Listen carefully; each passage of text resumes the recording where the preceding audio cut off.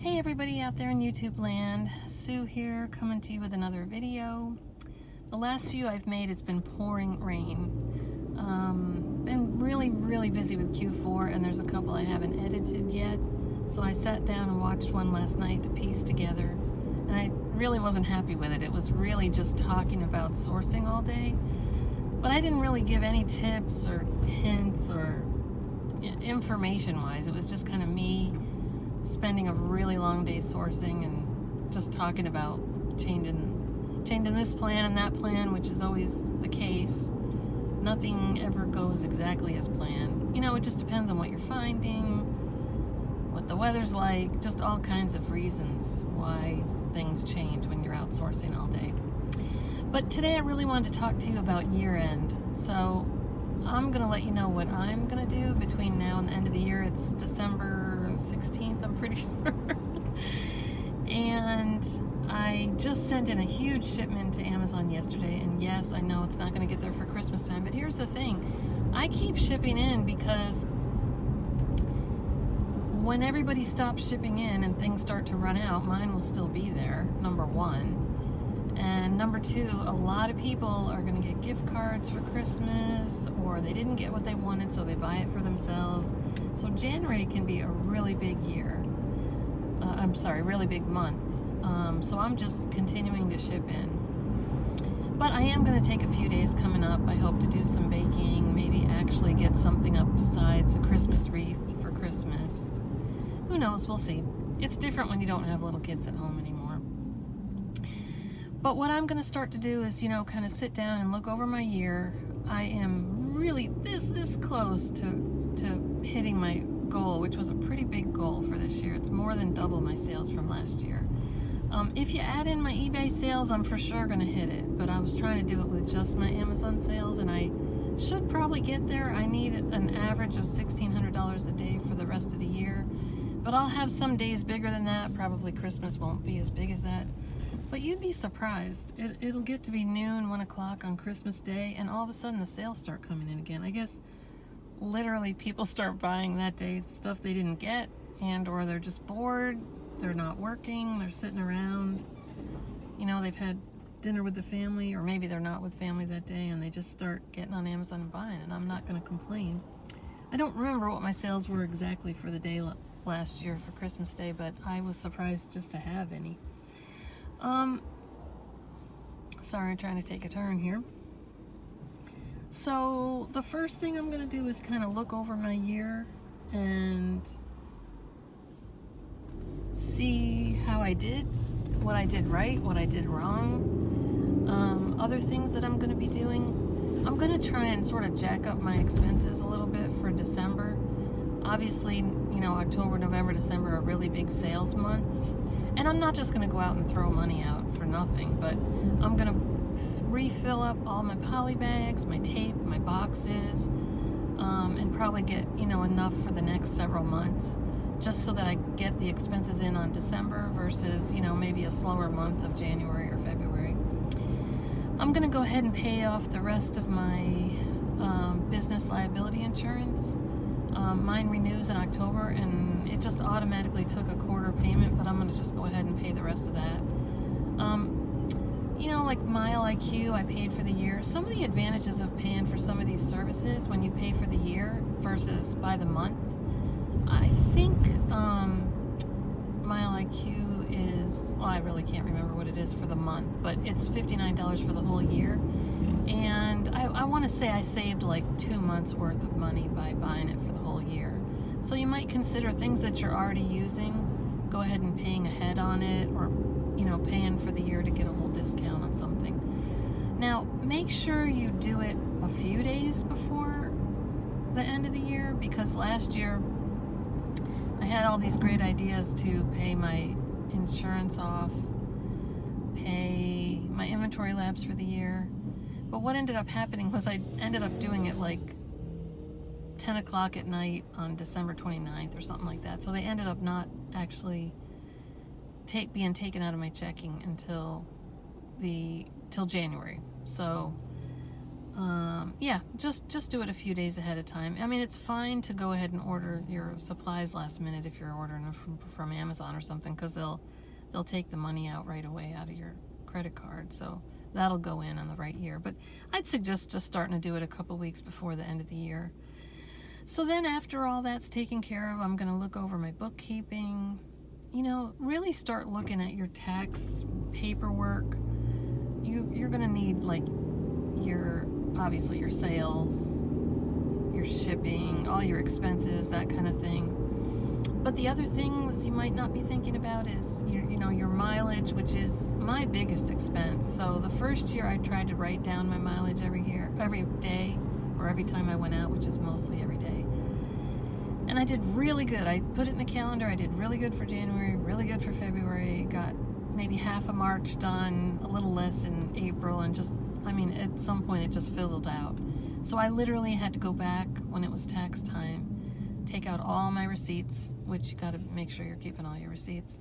Looking at which stores I went to, putting it into Google Maps. I did a little bit each night, so it was less painful, but I did it over a couple weeks and added it into that calendar. But you better believe me, I went ahead and spent the $59 on Mile IQ for the next year. And I'll always use a service, whether it's them or not. It's just so easy. Every time you get in the car, it'll just, I guess, record through GPS where you've been. And then it gives you a list at the end of the day or whenever you look back on it. I try not to go more than a day or two, because it doesn't give you the name of the store unless you've... Someplace that I go over and over, I will go ahead and put in the title of the store, but otherwise it'll kind of give you the address from where you went to where you went. And you would either swipe it to the right for business, and then you can choose like sourcing, shipping. There's several different options you can pick, and I think you can even add your own. Or to the left for personal, but it even gives you an option for like medical or charity, because those are also deductible. So it'll just track all your mileage for you. You can also put in different cars, like I use the RAV, unless I'm on a big haul day, and then I'll use our truck, which we got a camper top for, so that I could, have a big enclosed space. So I can track whether I'm using the truck or the car. I don't know how many vehicles you can add in there, but I would assume most people wouldn't have more than maybe 3 or 4, and I'm pretty sure you can track that many. So those are some of the softwares that I use. I do use like BrickSeek, and I do pay for that monthly. Not sure if there's an option to pay for yearly. And actually, I don't necessarily use the paid service all the time. There are times when I really want the service and I'm using it more often, and I'll pay for the higher up service. And then sometimes I cancel it and just use the free one. So make sure, that's another thing you could do, is look over all your subscriptions, things that you're paying for automatically. I mean, some of them might be $1.99 or $2.99 or $9.99 a month. But honestly, if you're not using them, why are you paying for that? Because it adds up over the year. So that's another thing you could kind of do year end, is look over all your subscriptions. I mean, any of these things you can be doing all year, but end of the year, the beginning of the new year is a good time to kind of look over your past and decide what you're going to do different for the future, or stay the same. So that's one other thing. The other thing is, take a good look at your inventory. Have you had stuff that's sitting there like in Amazon and you've already paid long-term storage? Now that long-term storage is rolling over month to month, so once your inventory is in there for 6 months, used to be just twice a year they would do the 6-month long-term storage fee. Well, now an item has to be in there 6 months, but then they start what they call a rolling long-term storage fee. So if you've had something in there 6 months, you're going to pay the 6-month long-term storage fee. Then at 7 months you'll pay again, and 8 months you'll pay again, and at the 1-year mark it even goes higher than that. So if you have 6 items in there that are going to make $10 a piece, but your long-term storage fee is $3, $4, $5, I mean, most things aren't going to be that high unless it's an oversized item. But know what I'm saying. If you're going to just be paying long-term storage fee over and over on it, just go ahead and pull that. If it's something that you're only going to make $2 and $3 or $4 on it, consider just paying the 10 cents or 25 cents just to have them dispose of it. But if it's something that you think, sorry for the sun mustache there. If you think that it's something you could sell locally on eBay, Facebook Marketplace, Craigslist, maybe it's something you could bunch together, you know, like it's not very valuable selling it in singles, but maybe it's something somebody else would buy 6 of, or maybe it's food, you could bring it back and just eat it yourself. Maybe it's something you could use in your business. Maybe it's notebooks or calendars from last year, but you can use it for scrap paper. You know, so just consider getting rid of some of that stuff that's just hanging around and not helping you. If you can lower the cost of it a little bit and still just make a few nickels on it, at least you're going to get your capital back and you can be spending that again. The other thing too, if you got a, you know, sort of death pile on eBay, really go through that pile. I know people talk about, oh, it's my retirement money. I don't call it a death pile, it's my retirement pile. Well, go through it and see, is there really good stuff in there? Is it really something you're going to make money on?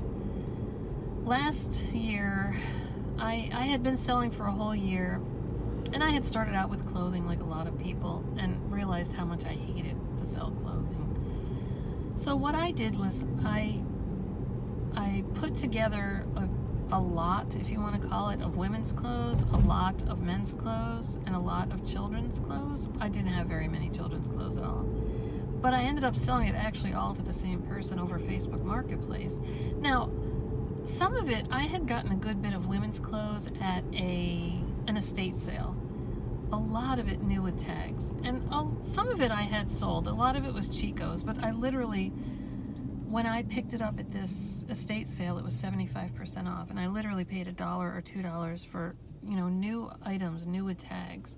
And there was some other name brands. There was some Ralph Lauren. I don't remember what else in there, but I had sold, like I said, I had sold some of it, and then it just sat there, and I got busier and busier with Amazon. So I think I made a few dollars on the women's, lost a few dollars on the men's, but you know what? I didn't have that pile haunting me anymore. And I think sometimes that's worth losing a few dollars over. It's kind of drags you down when you sit there and you see this thing. It's like, I know I can make money on that. I know I can make money on that. But month after month, you're not doing it. It's not really helping you or doing you any good. So consider cleaning out stuff, getting rid of stuff. It might be a little late to do for Christmas time. I mean, there's still a few days left, but I took a lot of the new toys that I had. Now, some things I had bought for Amazon, but when I got them home, like I bought 12 of this, didn't pack them too carefully in the car, or maybe it was like this and I just didn't notice in the store. Maybe one of those plastic fronted toys, the plastic was cracked a little bit, or it was coming away from the paper. Something that I couldn't sell on Amazon. I had put them up on eBay during the year, and I had some luck with that, but not a lot of luck with it. But I tell you, this Q4, I have really sold quite a bit of that stuff. Then I had a lot of Thomas the Train little cars. I had sold them super well at Christmas time last year. So when I've seen them at Toys R Us going out of business, or I had bought some like a Tuesday morning, they'll have them during the year, and I literally paid like $2.99 and $4.99 at the Tuesday morning, and probably around the same price at the Tuesday morning, or at the Toys R Us going out of business. And I thought I would just kind of save up some of the better names that I had sold before and just hold them and sell them at Christmas time. Well, I don't know, I guess Amazon bought out a lot from Toys R Us or from the manufacturer. They must have had a ton of it left, and the prices just never went up on most of them. On some of them I did make some good money on it. So I posted a picture of 5 different cars, and I put them $5 a piece or 5 for $20. And I've actually sold maybe 20 of those cars already. Some people bought singles. You know, so obviously on the one that's $4.99, I made a penny on if I sold them for $5, or lost just a little bit. But I made it up on the $2.99 ones because I sold those for $5 as well. So, again, I'm not trying to make money on that, but I'm getting my capital back out of it, and I can now make money on that capital again rather than just sitting around. So just some things to consider for the end of the year. Once again, going ahead and stocking up on your office supplies, shipping supplies, all that kind of stuff. Looking over, did you hit your goals? Did you come close to your goals? Did you really miss the fence? And if so, for any of those things, why? And if you want to do something different about it, what will you do differently about it? Maybe just setting goals. Did you actually put it down on paper? I had one in my head, and I never actually wrote it down, and I think I will really try to do that next year, because if I go up from this year, I'm gonna have to really either have help. I do have a helper once a week, but I'm either gonna have to have more help or figure out maybe higher per sale. I'm gonna have to do something, because I just probably did about almost as much as I can do all by myself, or with a helper once a week. So I'm gonna have to change some things if I want to go up in my sales for next year. So like I said, now is just a good time to sit down and go over last year and what are you going to do different next year. So goodbye on this nice day, and we will see you next time. Do all the YouTube things, like and subscribe. Thanks so much. Bye-bye.